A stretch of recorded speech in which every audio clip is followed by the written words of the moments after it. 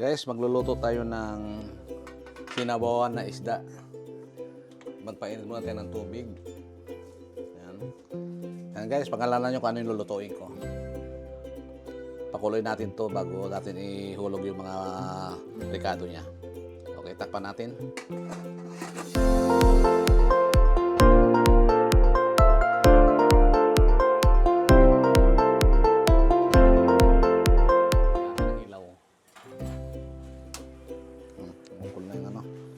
Ihulog natin yung mga natin.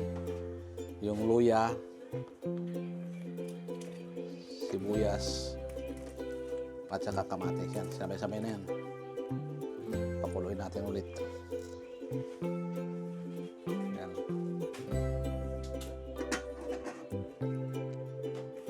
Tingnan natin guys kung kumukulo na. Ayan guys, nag-aag na siya. Pwede natin ihulog yung yung isda.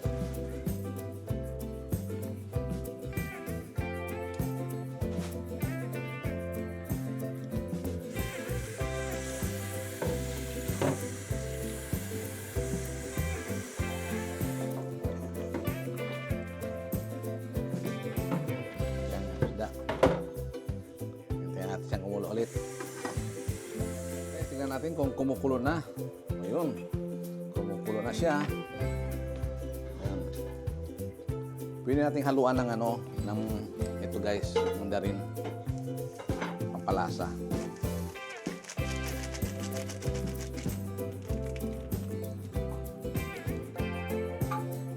Tapos ihalo ko na rin itong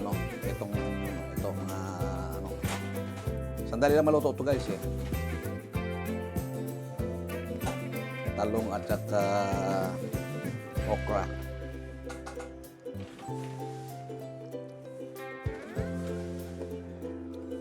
Lahat ng luto ko guys automatic para mabilis.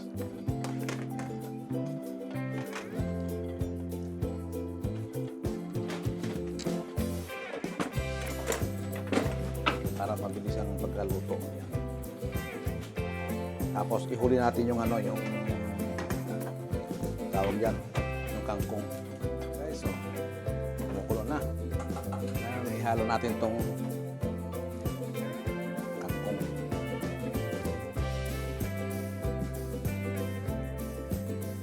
Para may kulay siya. Dapat ito guys yung talbos ng kamote. Ito po namin nilagay ko.